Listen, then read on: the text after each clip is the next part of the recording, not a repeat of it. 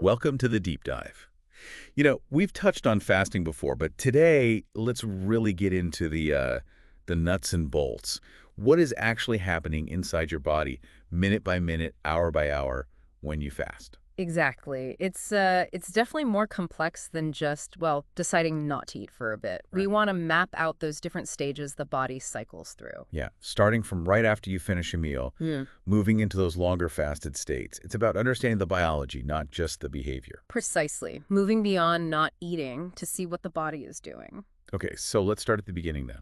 Immediately after eating, what's going on? The fed state, right? That's it. For the first, say, 4 to 6 hours, roughly, you're in the fed state, digestion's going strong. Okay. Your insulin levels shoot up because, well, your body needs to handle all the glucose, the sugar coming in from your food. That's the main fuel source right then. Right, immediate energy. And anything extra gets put away for later. Exactly. First, it packs glucose away as glycogen, mostly in your liver and muscles. Think of it like short-term battery storage. Okay. But if those stores are full and there's still energy left over, that excess glucose gets converted into fat. That's the long-term storage. So yeah, for these few hours, it's all about using and storing. Storage mode is a good way to put it. And the implication there is if you're eating constantly every few hours. Then you're pretty much always in this state. Your body rarely gets a chance to dip into those fat reserves because it's constantly getting fresh fuel. Got it. Okay, so that's the first few hours. What happens next, say, between maybe 6 and 12 hours after that meal?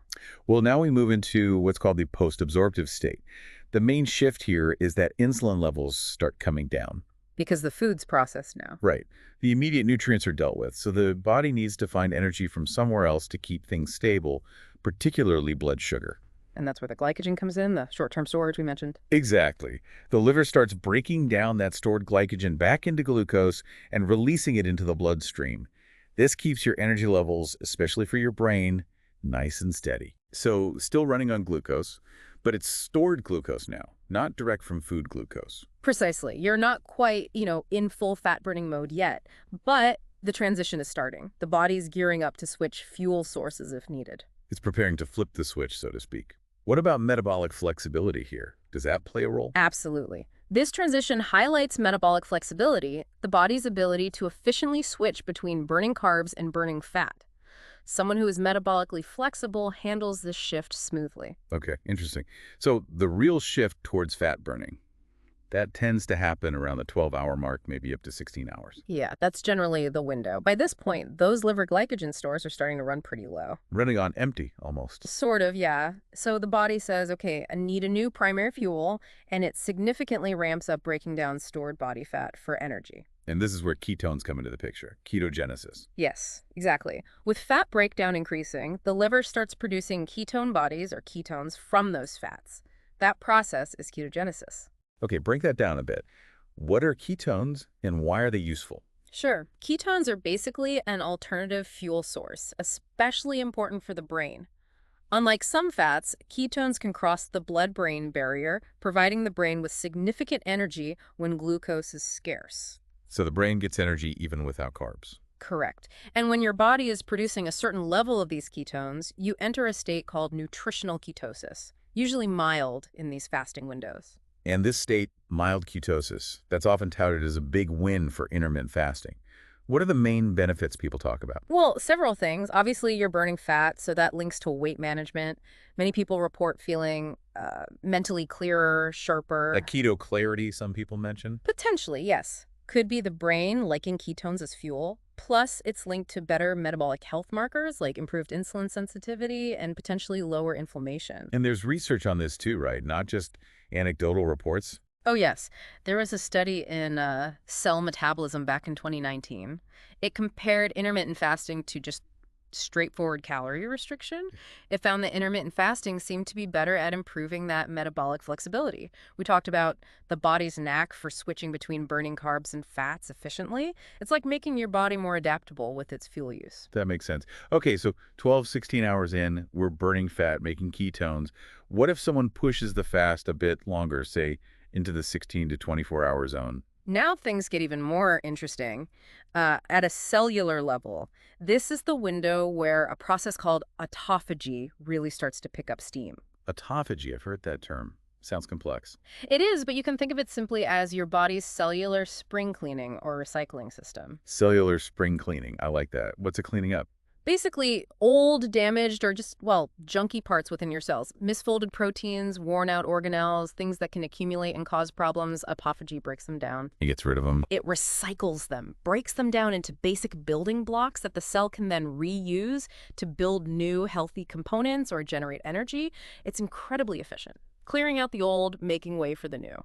That sounds fundamentally important for just health and maybe even aging. Absolutely. In fact, the Nobel Prize in Medicine in 2016 went to Dr. Yoshinori Ohsumi for his work uncovering the mechanisms of autophagy. His research really highlighted its role in protecting against diseases, potentially slowing aging, promoting longevity. Wow. And fasting triggers this. Fasting is one of the most potent known triggers for autophagy. When the cells sense nutrient scarcity, like during a fast, they ramp up this self-cleaning process. It doesn't happen nearly as much when you're constantly fed. So giving your body that break allows this deep cellular maintenance to happen. Fascinating. Okay, what about people who go even longer? Beyond 24 hours, I know that's less common for typical IF, but what deeper effects kick in?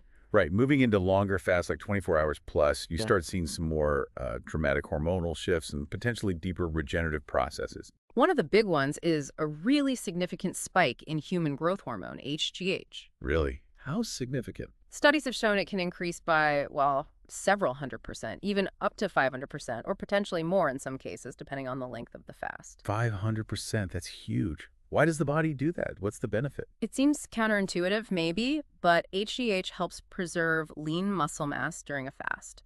It tells the body, burn fat for fuel, but spare the muscle. Muscle is precious, metabolically active tissue. Ah, so it's protective for muscle and good for fat burning too. Yes, it also helps promote fat breakdown and utilization. Plus, in these longer fasts, you typically see further improvements in insulin sensitivity and drops in inflammatory markers. And wasn't there something about stem cells mentioned in relation to longer fasts? Yes, that's another exciting area, though much of the research is still preliminary, especially in humans. Some studies, particularly in mice, have suggested that prolonged fasting might trigger stem cell regeneration. Regenerating stem cells. One study, I think it was in Stem Cell in 2014, suggested that in mice, prolonged fasting cycles could sort of reset the immune system by clearing out old or damaged immune cells and promoting the regeneration of new ones via stem cells. Resetting the immune system. Yeah. That sounds powerful. But more human studies needed, you're saying? Definitely. We need more human research to confirm these effects and understand the nuances, but it points towards potentially deeper repair mechanisms kicking in during extended fasting periods. Still, it's crucial to remember that even the shorter fasts we discussed earlier unlock significant benefits. You don't necessarily have to do very long fasts. Good point. Okay, this has been a fantastic journey through the body's processes. Can we maybe do a quick recap? Just bullet point the key phases. Sure. So 0 to about 6 hours. Digestion and storage, insulin's high. Got it. Fed state. Then, roughly 6 to 12 hours, insulin drops, body starts using stored glycogen, post-absorptive state. Transitioning. Around 12 to 16 hours, Yeah. glycogen gets low, fat burning really increases, ketosis begins. Fat burning mode. Then, maybe 16 to 24 hours, autophagy ramps up, that cellular cleanup, Spring cleaning time. and beyond 24 hours, big HGH spike, potentially deeper cellular repair, maybe stem cell activity starting. Deeper benefits kicking in. That's a rough timeline, of course. It varies person to person. And the amazing thing is, like you said, this is all built in. Our bodies know how to do this. We just need to, well, get out of the way sometimes and let them work. That's exactly it. It's not about adding something complicated. It's often about removing the constant stimulus of food to allow these natural, innate healing and optimizing processes to occur. It's about enabling the body's own intelligence. Brilliant.